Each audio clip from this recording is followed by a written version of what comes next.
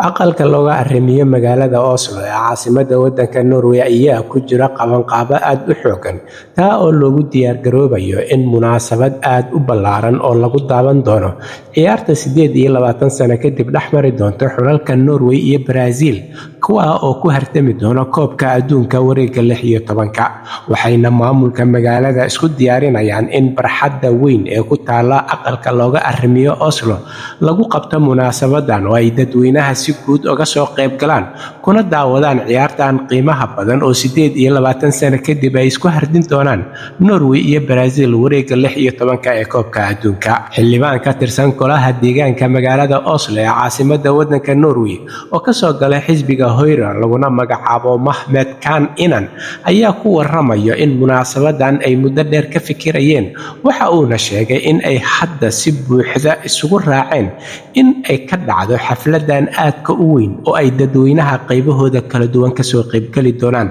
kana daawan doonaan shaashado aad u waaweyn oo ay ugu diyaariyeen goobta, kuwa oo ku daawan doono ciyaartan xiisaha badan ee ay Norway la ciyaari doonto Brazil. Waxaana uu intaa ku daray in munaasabadan ay si weyn uga shaqeeyeen si ay u noqoto mid taariikhi ah, xaflad iyo sidoo kalena ka qaybgalayaashu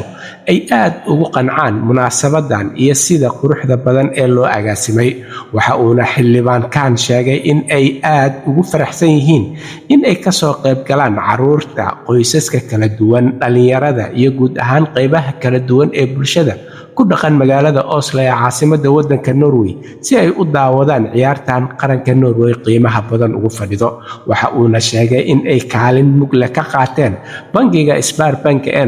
oo sidoo kale sheegay in ay taageero dhaqaale ka geysteen sidii ay munaasabadan qiimaha ku leh magaalada Oslo iyo qaranka Norwayba ay uga dhici lahayd xarunta aqalka looga arrimiyo Oslo. Madaxa macluumaadka bangiga Sparbank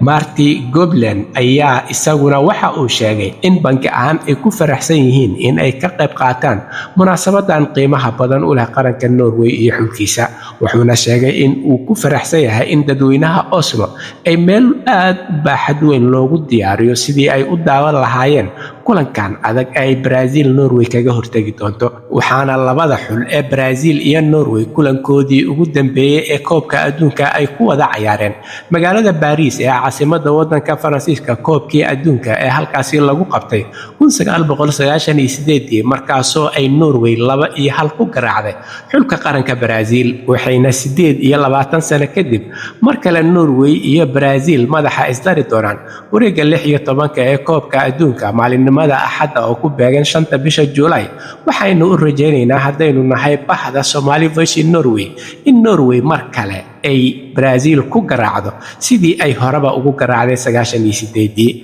halka warka kiisa ugu doorkaroon uu idinkaga imaanayo waa Somali Voice Norway ama codka Soomaaliyeed ee Norway. Waxaan idinla socodsiinayay anigoo ah Cabdullaahi Shiine.